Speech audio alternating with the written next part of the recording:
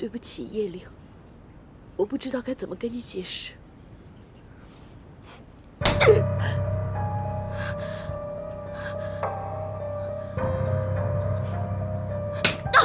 季云翔，我不许别人碰你！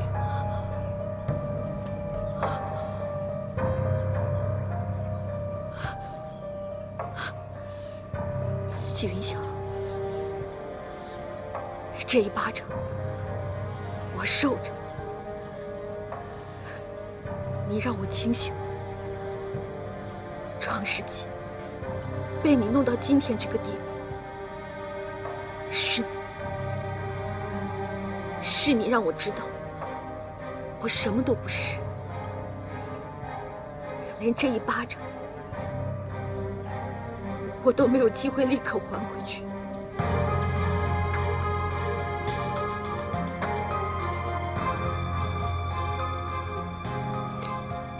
是你们改变我。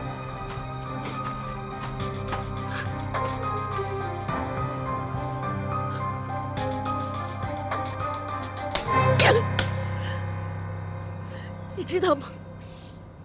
你打在他脸上比打在我脸上还疼。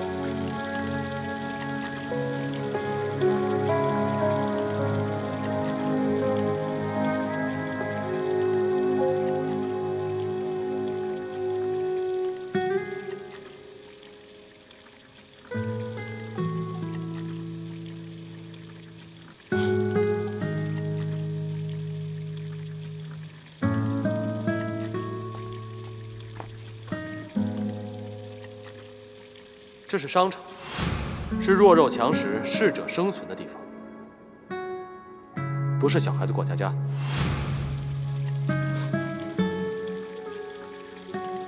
我并不是想要从你身边夺走卓一凡，是因为我知道季云翔要对付创世纪，我不想要卓一凡受到任何牵连，而他唯一能离开创世纪的办法，就是离开你。我在见他最后的那个晚上，在他的酒里下了一些迷药，就在那天晚上，你和杨戬，你背叛了我，我爸又永远离开我，我就认识一个字，我。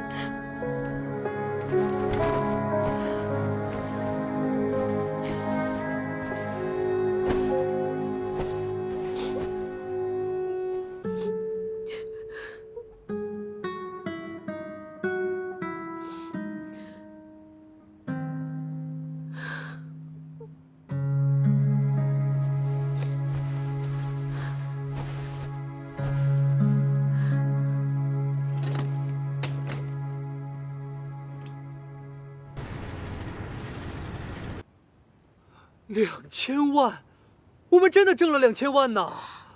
默默啊，你能不能给我买一个名牌包？不要这么肤浅好不好？买10个。凡凡，你高兴傻了呀？我们挣了2000万啊！难道我们所有的财产就只有这些吗？你没事吧？能不能高兴点？我从来没见过这么多的钱。我长这么大也没有见过这么多钱，我也应该高兴才对啊。是啊，但这些钱跟仲兴比起来，只不过是一个零头。请问我什么时候才可以跟纪云祥对抗？一凡哥，一口吃不成一个大胖子，凡事都得一步一步来。我相信，只要我们脚踏实地，总有一天可以打败纪云祥的。总有一天，什么时候？等是吗？我可以等，但是叶灵不能等。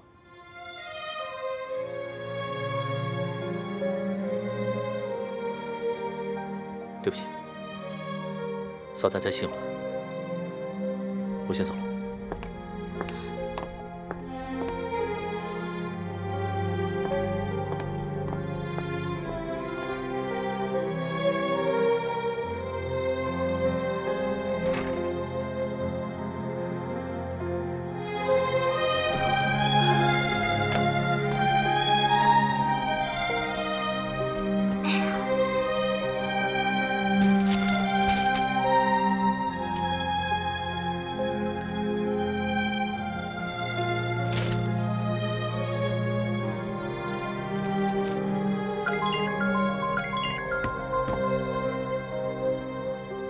喂，你好。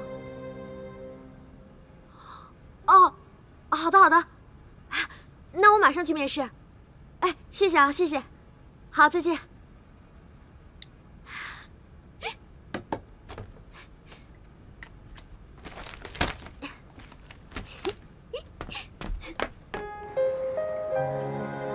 小姐，我看你还是另谋高就吧。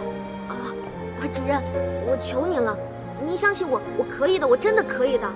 但是以你的条件，我们公司真的不需要你啊。可是，主任，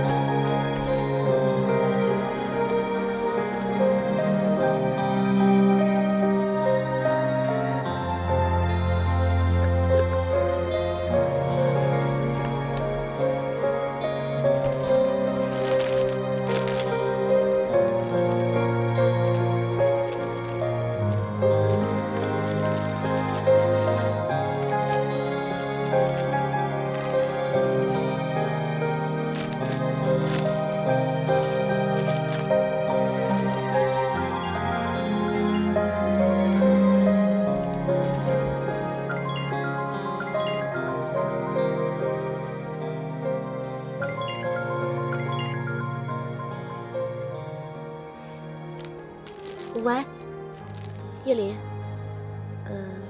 你现在有时间吗？我想找你聊一聊。哦，好啊。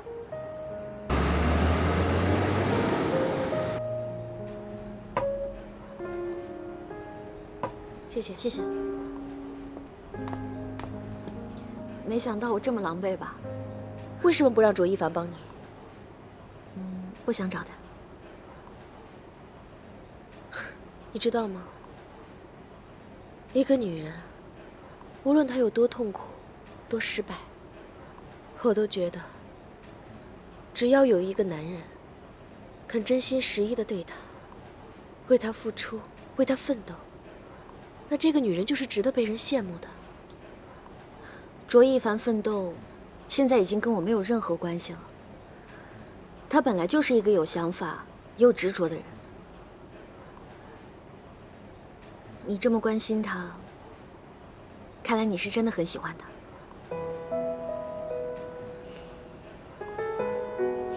不用不好意思或者尴尬，我可以接受的。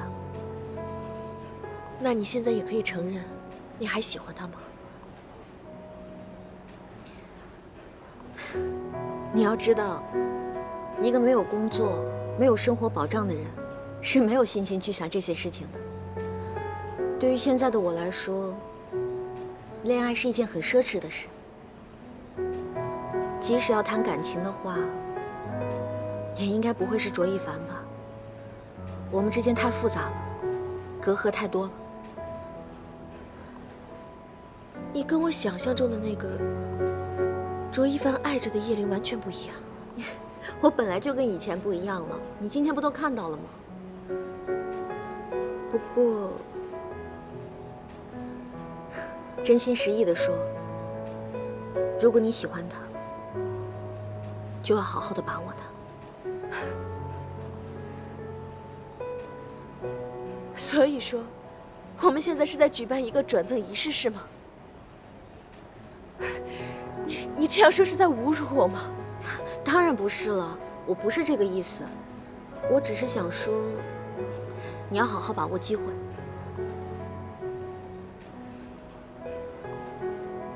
你肯把他让给我，那他的心呢？就肯放在我身上了吗？是，我是喜欢卓一凡，但那是我一个人的事情。我觉得我自己挺贱的。我喜欢他，是那个深爱着你的他，是那个愿意为了你不顾一切、冒着风险，甚至飞蛾扑火的他。而你呢？你太让我失望了。你罔顾卓一凡这么爱你，你到现在都不知道他是一个怎样的人，你都不知道他身上最可爱的优点是什么。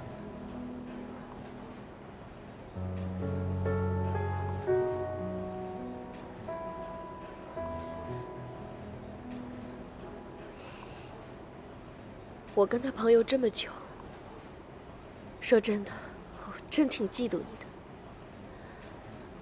因为我要亲眼看到他每一次为你的事情失落、担心、焦虑。你在他的生命里面占据了一个，甚至连他自己都意识不到的位置。你很傻，你真的很傻。如果我是你，如果我是你，我知道他爱我，我会拼命地抓住他，我不会再让他离开我，我不管我们以前发生过什么，我不会再给自己以后后悔的机会。可惜我不是你。当眼泪随心随风的飘荡，能不能让我受了你的哀伤？你没有回答，就已经是回答。我想说的是，我从来没有想过要破坏你们之间的关系。如果要退出的话，那么退出的人应该是我。对不起，我先走了。为何你还看着远方，坚持停留在过不去的过往？我对你的爱就像无限透明的火光，给你温暖，同时又必须小心的隐藏。我并不是爱的勉强，只是害怕将你狠狠灼伤。我对你的爱就像无限透明的火光，爸爸，守护，同时又不能多一点奢望。不用了，我不回家吃饭了。你们不用等我。说了不用等我了。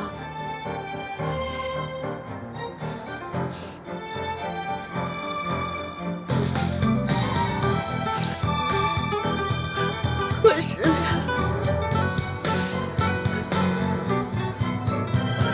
我失恋了。随风的飘荡，能不能让我收留你的哀伤？你没有回答，就已经是回答，总好过你说无法。我们之间仿佛隔着巨大海洋，明明我就在你触手可及的身旁，为何你还看着远方，坚持停留在过不去的过往？我对你的爱就像无限透明的火光，给你温暖，同时又必须小心的隐藏。我并不是爱的勉强，只是害怕将你狠狠灼伤。我对你的爱就像无限透明的火光，默默守护，同时又不能多一点奢望。我还剩下多少坚强，才能压抑快崩溃的疯狂？你带我去哪儿啊？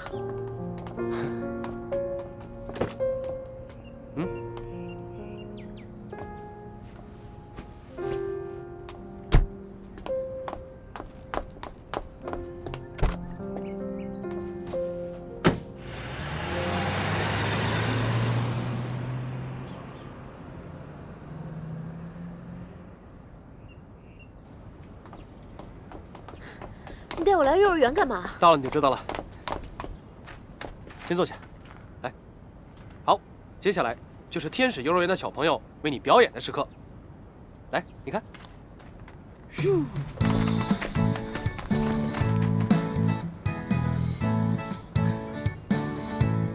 怎么样？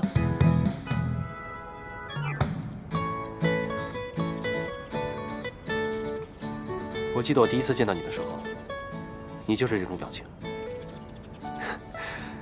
呆呆的，特别可爱。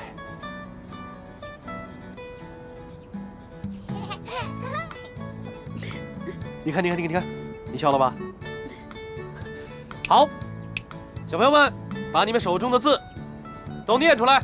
有、进、步、对、齐、念。对不起啊，怎么又是你啊？你怎么又站错了？跟你说了多少遍了，排练2天了，你为什么老是记不住呢？是你弄的。下回买冰激凌就没你的份了啊！哎，行，有你的份儿。好，等一下啊，你们换一下。你要说，对。对。对了，就这样，来，1、2、3。有、进、步。对。对。哎，对。步。齐。耶。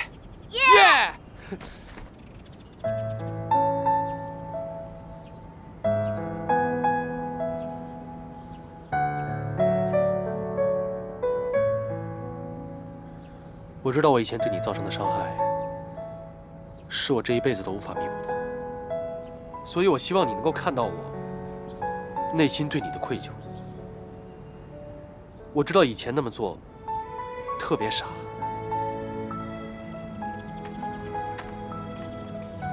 一直以来我都很讨厌过去的自己，我觉得那个时候我太愚蠢了。我答应你，从此以后，我绝对不会再让你伤心，也不会再伤害你，更不会对你说对不起。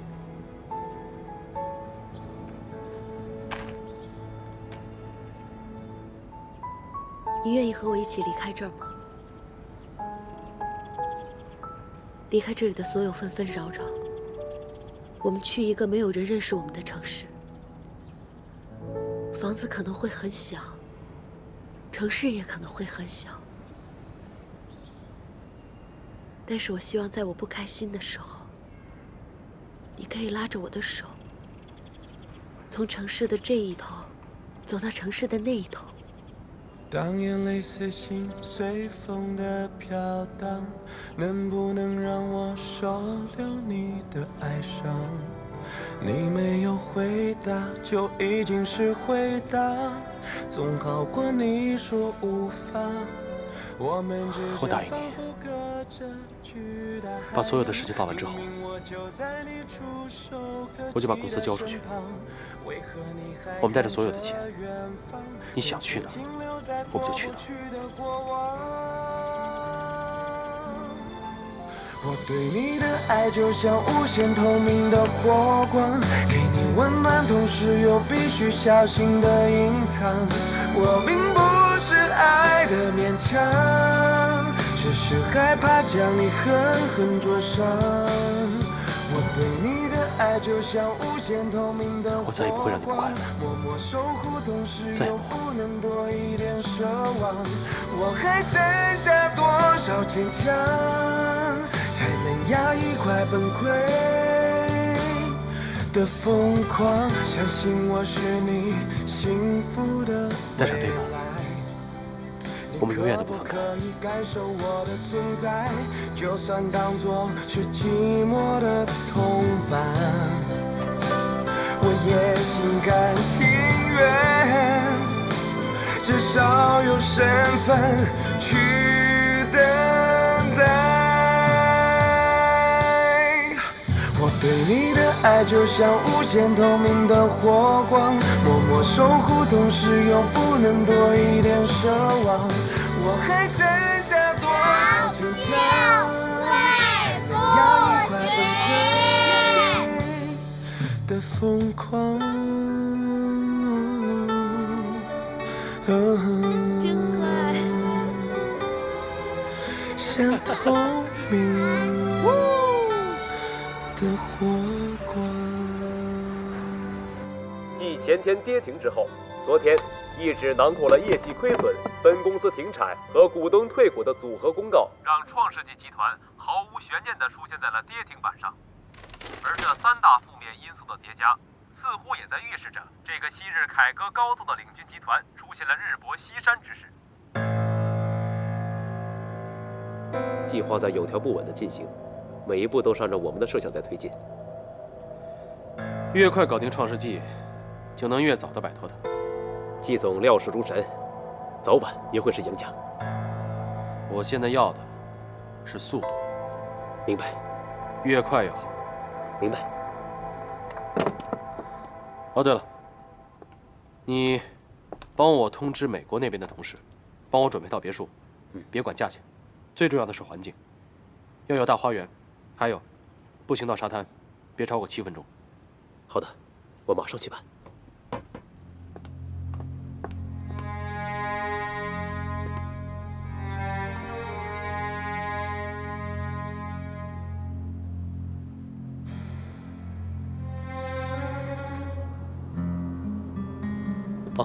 高总，您看今天中午，中午不行。那高总，您今天什么时候？2点、3点，可以，没问题。那就今天下午2点，不见不散。好，谢谢高总，拜拜。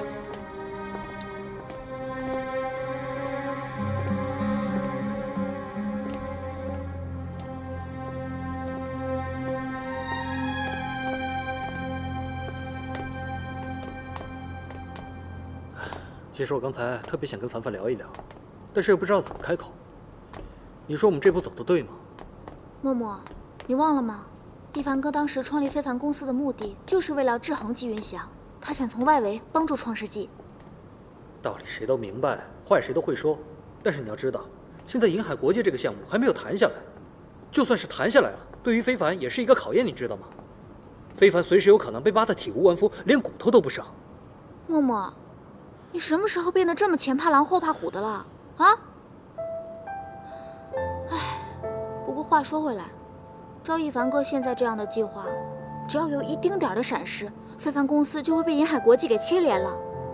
但是你有没有想过，如果成功了呢？人都是这样，好不容易达到一个高度之后，就会担心自己是不是随时都会摔下来。哼，人就是贱，就喜欢待在半山腰。默默，咱们现在不管是作为公司的股东也好，作为一凡哥的朋友也好，咱们都应该站在他身边，帮他打好这一仗啊，这才是最重要的嘛。你说，如果成功之后，那未来的非凡公司是不是得叉着腰对现在的非凡公司说：“小不点儿，幸亏当初，没后悔吧？”想通了吗？不想通也得想通啊，不然不是让你看不起我。你都已经决定要这么拼了，我当然不是那种贪生怕死的人了。不然不是辜负你了吗？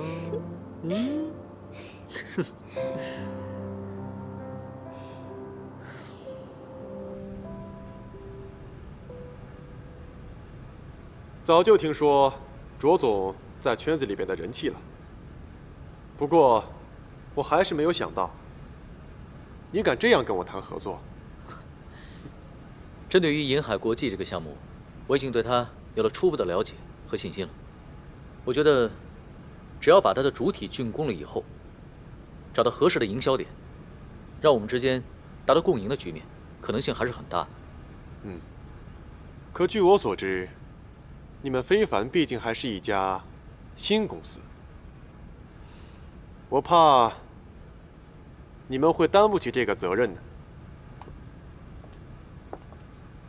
没错，就像高总您说的，我们是白手起家的小公司，高总完全可以找家大公司来合作。但是我可以向你保证，以银海国际现在这个状况，根本就没有人敢接，即便有人接了，也绝对不会像我们非凡公司不计成本的把这个项目做得那么细致。我说话不爱绕弯子，高总，你坐。针对于银海国际这个项目，不光是钱的问题，最可怕的是现在连问的人都没有，怎么卖得出去？非凡公司针对于银海国际这个项目做出了一个调研报告，觉得这个项目一开始就缺乏大局观，对购房者的研究也不够深入，对市场分析不足，而且营销也做得非常差，以至于产品和项目严重脱节。卓总，您为什么要冒这么大的风险接这个项目呢？因为我们有信心，我们觉得它的机会大于挑战，而且我卓一凡也已经做好了承担风险的准备。就像高总你说的，我们是一家白手起家的小公司，如果真的看错了，大不了重新再来。卓总，我很佩服你的魄力啊，可是我还是会有我最早说过的担心。毕竟你们非凡是一家新公司，想要一下子砸上8000万在这样一个项目里边，不容易吧？不如这样吧，我们定一个时间，在规定的时间范围里面，我会想尽一切办法筹集资金。但我觉得现在更重要的是我们的合作意愿。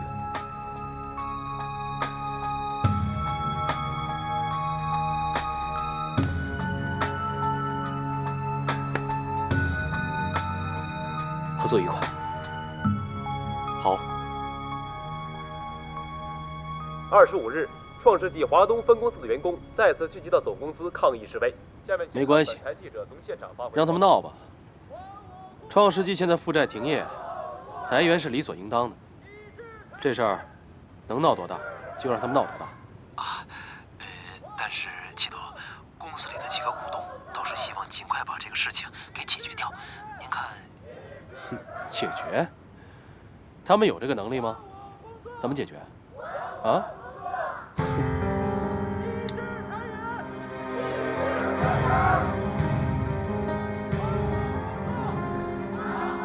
创世纪怎么会变成这样？园长，坐下，坐下，坐下。杨静啊，这个幼儿园要是没有你的话，恐怕早就关门了。唉，创世纪一手以后，发生的事太多了，太不明白了。我是可惜呀，叶董这一辈子花的心血，就这样毁在别人的手里了。我们幼儿园呢，就像是候鸟养的孩子，战战兢兢地往前走。说不定呢，哪一天一声呵斥，我们就撑不下去了。唉，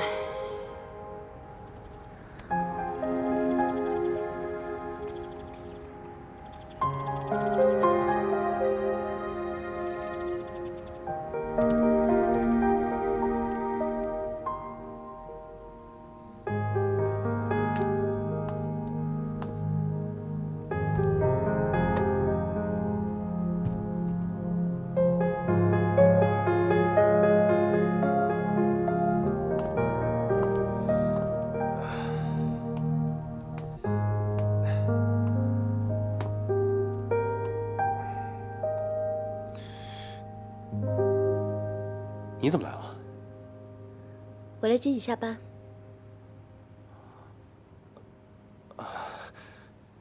你这样我都不知道该说什么好了。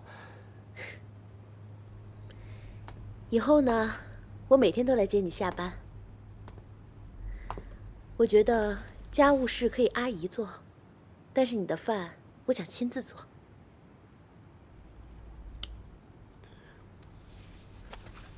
谢谢。我们什么时候可以回家啊？哦，我一会儿还有个会，开完会就能走。我等你。哎，你看我这儿连个像样的沙发都没了。来来来，你先坐这儿，我一会儿让人买去。不用。你告诉我，我还会来这几次？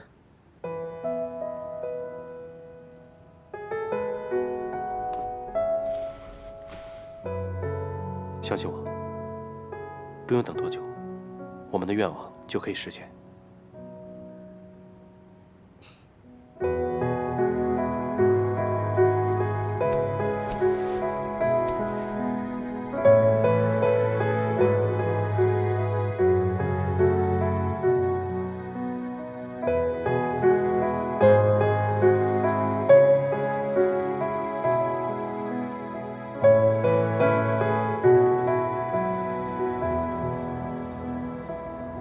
如果季云祥继续用这种方式来管理创世纪的话，创世纪很快就会挂上 ST 的牌子，甚至是退市。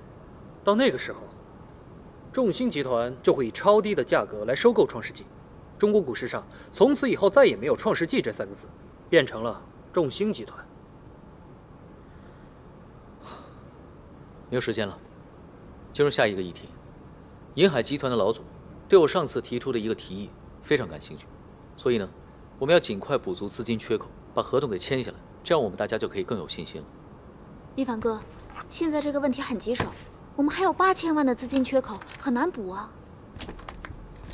所以在之后的1-2个月，我们要做的就是这个工作。关于银海的这次项目，最好的融资方法有3种：第一，银行贷款；第二，合作开发；第三，短期资金拆借。但是按照时间上来说，前2种都不靠谱，只有第3种。弊端就是风险太大。默默，不介意吧？我们俩这么多年的兄弟，你问我这个问题，你有病吧？不就一点钱的事儿吗？你至于这样吗？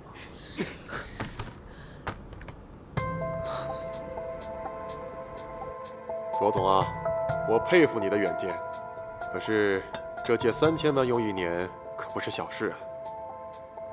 罗总，你这一张口可是这龙卷风啊！周董，上次我们的合作非常愉快，所以有关于我们公司的团队、专业以及口碑，我就不用多说了。而且我们非凡公司从来不会打没有把握的仗。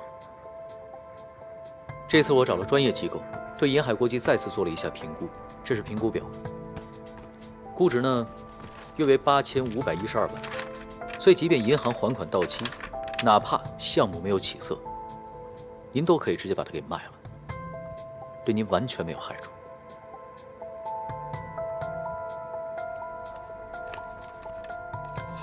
对了，周董，听说您最早是干承包建筑工程的，而且业界对您的团队非常的认可。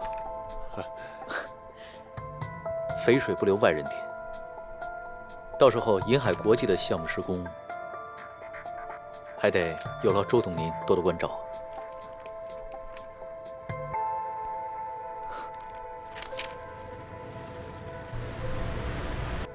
正达公司500万，3科公司500万，还有卓越理财300万。哇，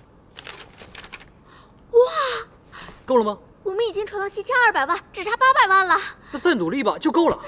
明天我们3个人分头行动，夜长梦多，不能再拖了。好。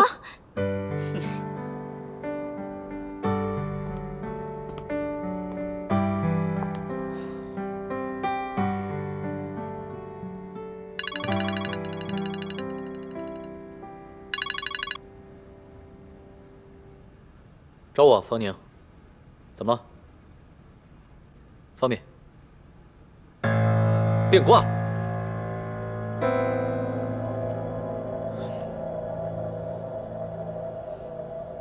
好，你别急，别急，别急，你听我说。你先回公司，我很快就回来。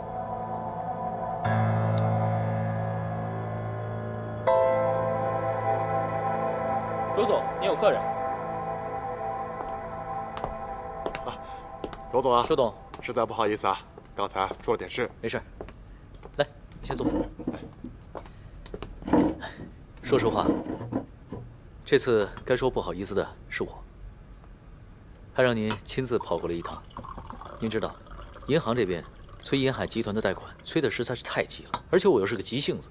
你看，我把合同都带过来了，就是按照上一次我们的谈话内容拟的。您先回去看一下，如果有不合适的地方，我们再做修改。啊，我先喝口水。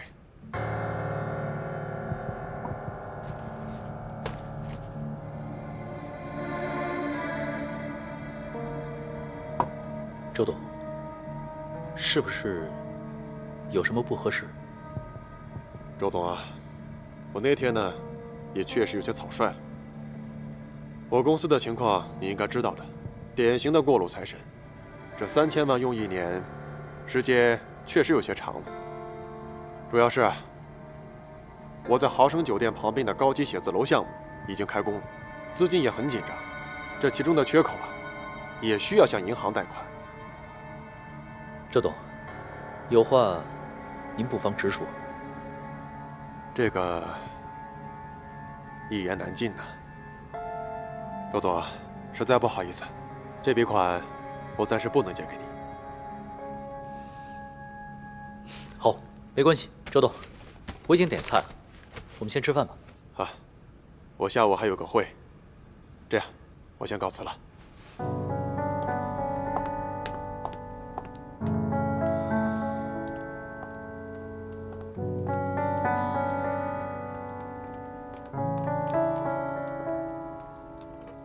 杏鲍菇小鲍鱼，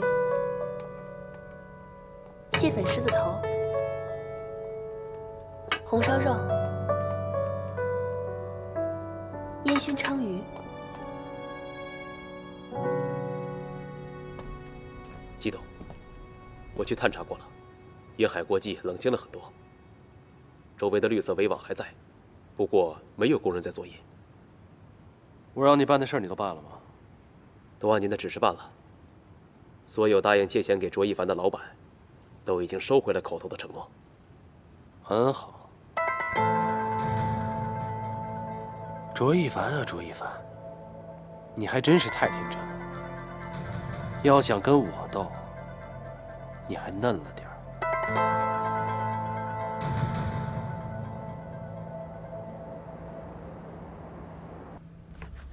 今天想吃什么？随便点。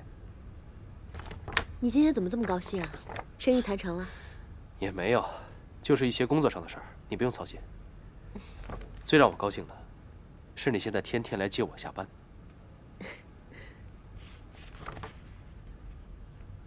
其实告诉你也没关系，是关于卓一凡那小子，他想筹8000万接一个烂尾楼来对付我，就凭他也想筹8000万。别说他筹不着，就算他筹着了，也没用。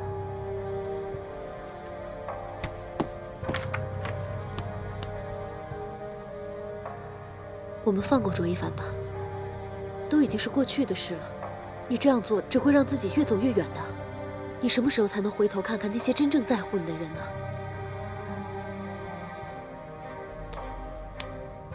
我早就跟你说过，开弓没有回头箭。你总有一天会明白我的苦心的。可是我不想再让那些无辜的人受到伤害了。你怕了？对，我是怕了。我怕最后受到伤害的那个人是你自己。你放心吧，我不可能让天下人看我纪云祥的笑话，我更不会让你再受半点伤害。服务员，点餐。好的。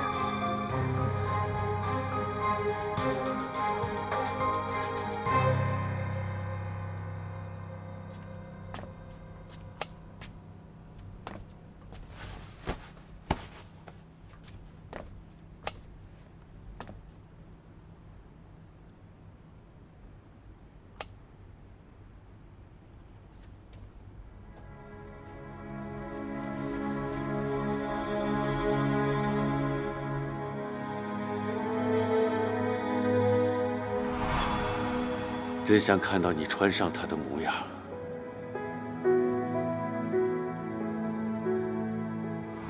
愿老天可怜我一颗做父亲的心，祝愿你幸福和安稳。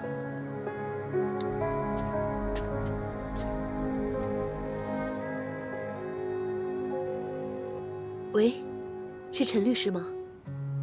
我有件事情想要拜托你。卓总，快请坐。您就是陈律师？对。啊，请坐吧。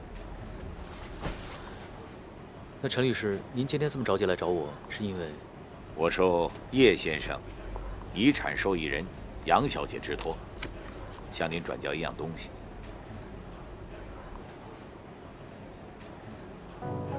另外，杨小姐还委托我转告您，希望您勇敢地去做您必须做的事，不要辜负叶董对您的寄托。就这样。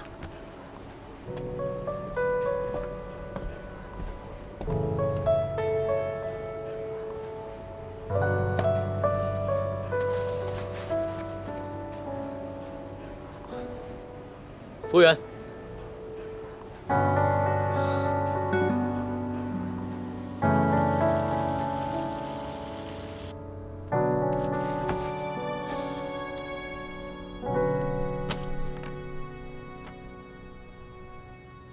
什么意思？这是季董上次给我的意思。我考虑再三，还是不能接受。我想听听你为什么不能接受。其实我还是希望以后能有机会跟您合作的，不过，先做人，再做事。我口头和非凡有协议在先，现在他们把资金缺口的问题给解决了。生意人嘛，总不能言而无信。我想，如果季董也处在我的位置的话，相信也会和我做一样的选择吧。不可能，他们不可能筹到资金。已经当面确认过了。周总那边虽说是一波三折，可也算是功德圆满。那好，我尊重高总的选择。其实我还是希望以后能有机会跟季董您合作。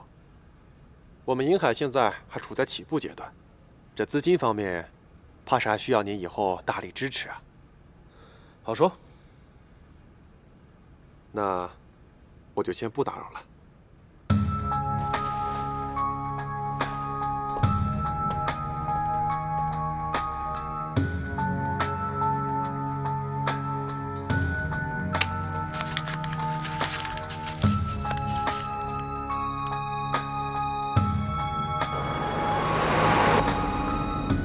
不可能，他们不可能筹到资金。已经当面确认过了。我们去吃什么？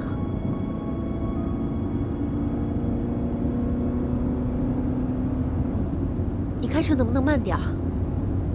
你到底怎么了，季云祥？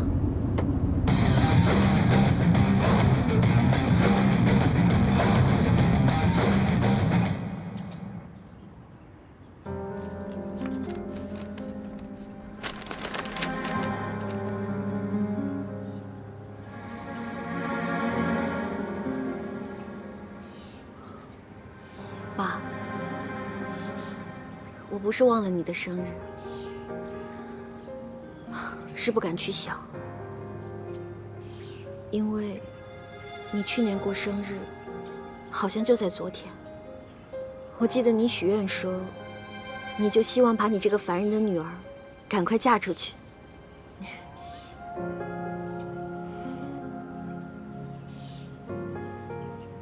我真没有，被你宠惯了，现在自己一个人出去打拼，我什么都不会做，手忙脚乱的，什么也做不好。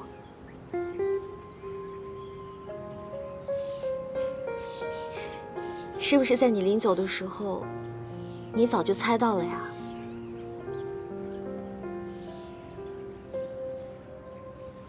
我真的很没用。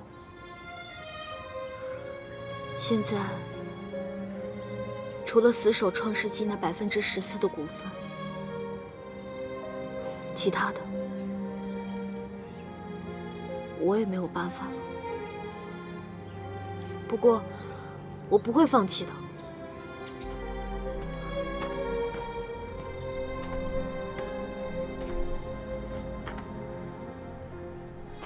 今天是叶叔叔的生日，我想来看看。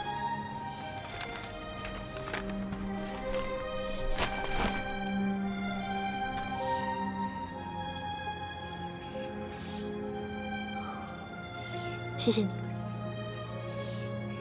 应该的。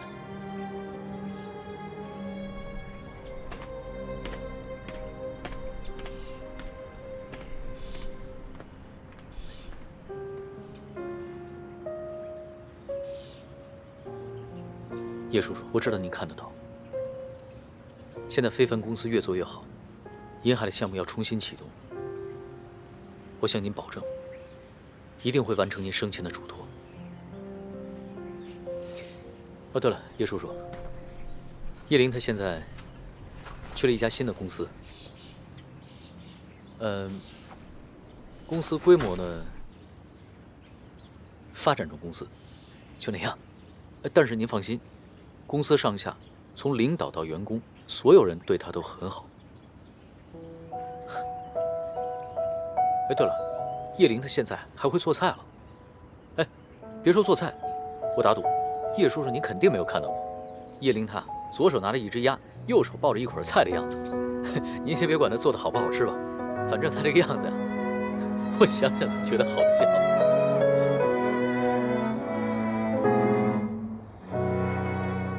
有时候好想和你聊聊真心话，又怕太冷场你会觉得闷吗？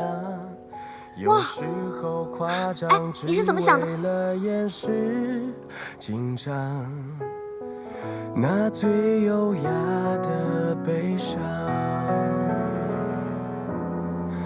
我说了几个笑话，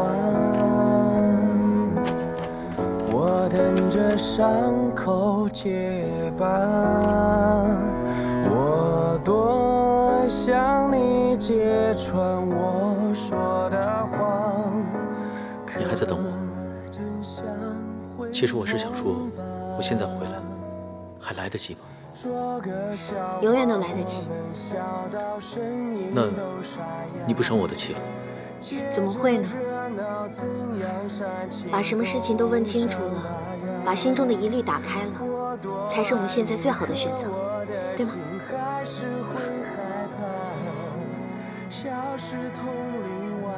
我知道，我给了你很多负担，所以去吧。我相信你，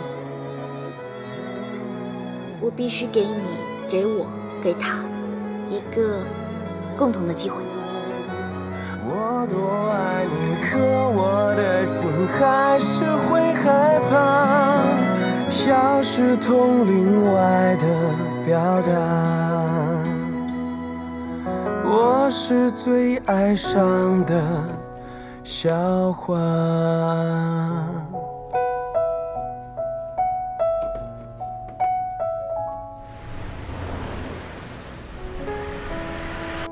几位叔叔，谢谢你们今天赏脸过来，我先干为敬。叶灵，你放心，创世纪在我们这几个老头子的心里，永远姓叶。我知道，现在这个状况，各位叔叔也很为难。今天我喊你们过来，是我真的不能眼睁睁地看着创世纪这样一天一天的毁在纪云祥的手里。只要几位叔叔鼎力相助，我相信一定会有办法挽救的。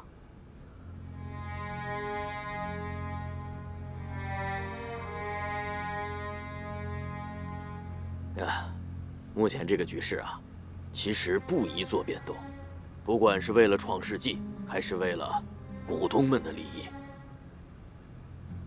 如果董事长还是纪云祥的话，那么创世纪的股份持有者和投资人将会认为，由于众星集团重组，或者众星集团借壳创世纪整体上市的可能。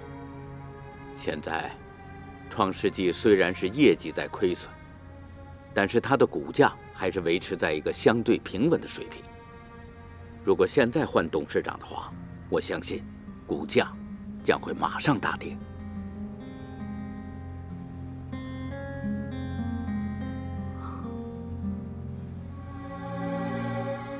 我明白。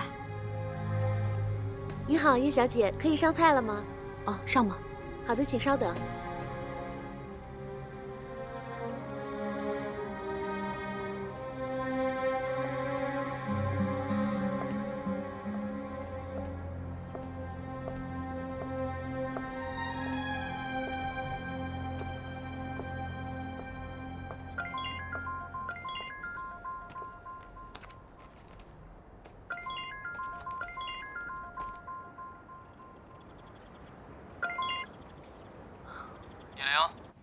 我纪云祥，听说你刚才私下里跟股东们开了个小会啊？怎么样，顺利吗？怎么不说话呀？看来情况不怎么乐观是吧？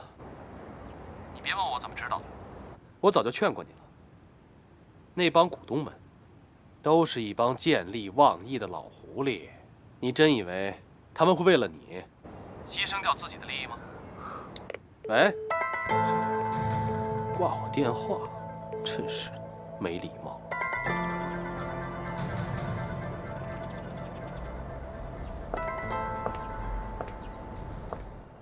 什么意思？这是季董上次给我的意思。我考虑再三，还是不能接受。我想听听你为什么不能接受。其实我还是希望以后能有机会跟您合作的，不过先做人，再做事。我口头和非凡有协议在先，现在他们把资金缺口的问题给解决了。生意人嘛，总不能言而无信。我想，如果季董也处在我的位置的话，相信也会和我做一样的选择吧。不可能，他们不可能筹到资金。已经当面确认过了。周总那边虽说是一波三折，可也算是功德圆满。那好，我尊重高总的选择。其实我还是希望以后能有机会跟季董您合作。我们银海现在还处在起步阶段，这资金方面，怕是还需要您以后大力支持啊。好说。那我就先不打扰了。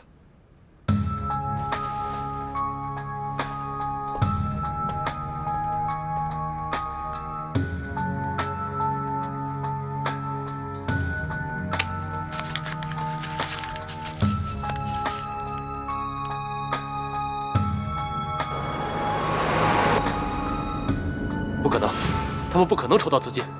已经当面确认过了。我们去吃什么？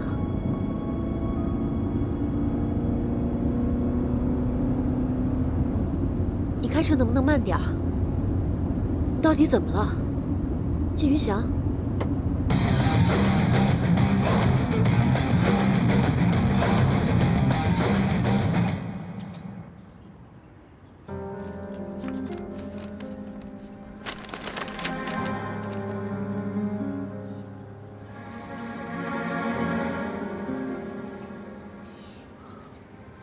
爸。我不是忘了你的生日，是不敢去想，因为你去年过生日，好像就在昨天。我记得你许愿说，你就希望把你这个凡人的女儿赶快嫁出去。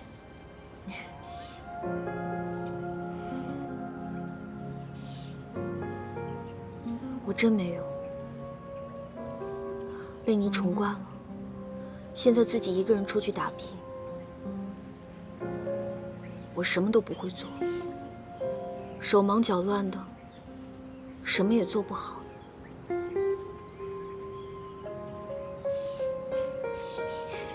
是不是在你临走的时候，你早就猜到了呀？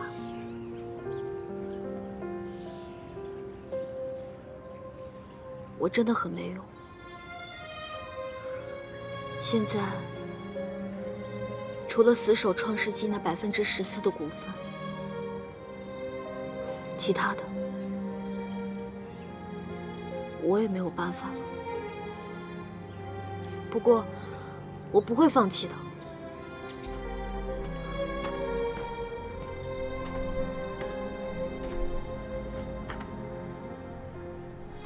今天是叶叔叔的生日，我想来看看。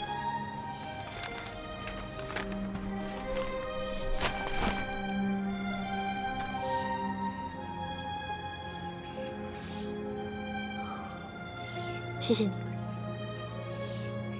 应该的。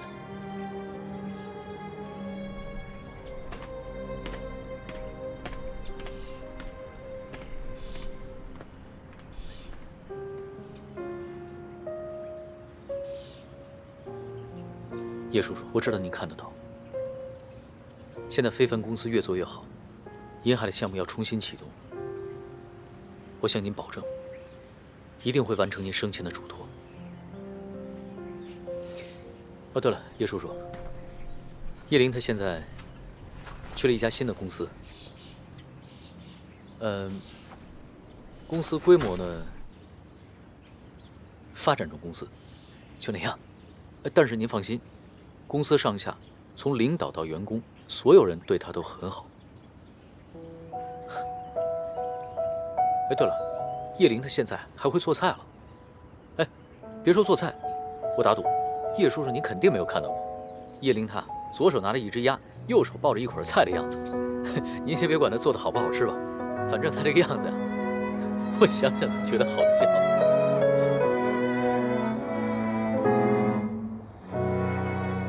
有时候好想和你聊聊真心话，又怕太冷场你会觉得闷吗？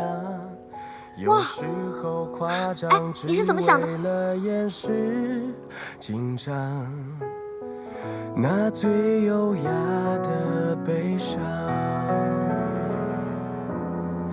我说了几个笑话，我等着伤口结疤。我多想你揭穿我说的谎。你还在等我？其实我是想说，我现在回来还来得及吗？永远都来得及。那你不生我的气了？怎么会呢？把什么事情都问清楚了，把心中的疑虑打开了，才是我们现在最好的选择，对吗？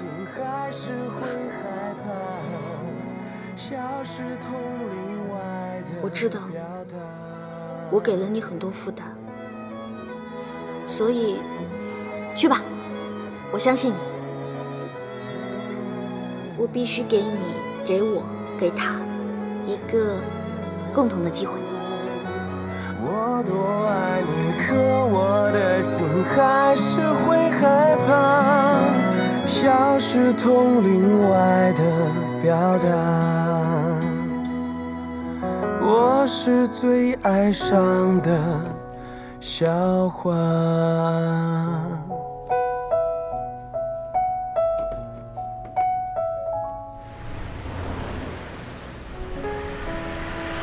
几位叔叔，谢谢你们今天赏脸过来，我先干为敬。叶灵，你放心，创世纪在我们这几个老头子的心里，永远姓叶。我知道，现在这个状况，各位叔叔也很为难。今天我喊你们过来，是我真的不能眼睁睁地看着创世纪这样一天一天的毁在纪云祥的手里。只要几位叔叔鼎力相助，我相信一定会有办法挽救的。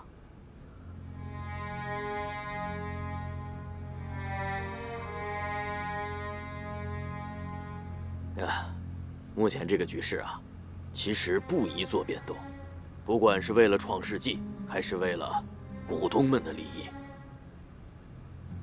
如果董事长还是纪云祥的话，那么创世纪的股份持有者和投资人将会认为，由于众星集团重组，或者众星集团借壳创世纪整体上市的可能。现在，创世纪虽然是业绩在亏损，但是它的股价还是维持在一个相对平稳的水平。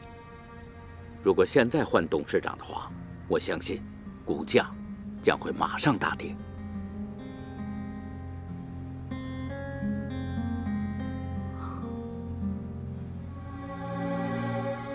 我明白。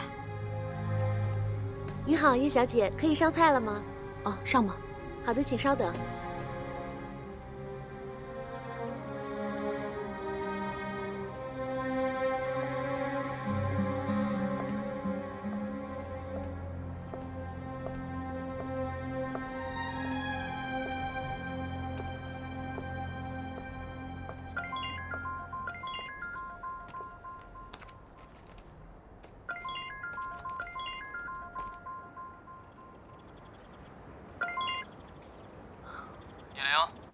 我纪云祥，听说你刚才私下里跟股东们开了个小会啊？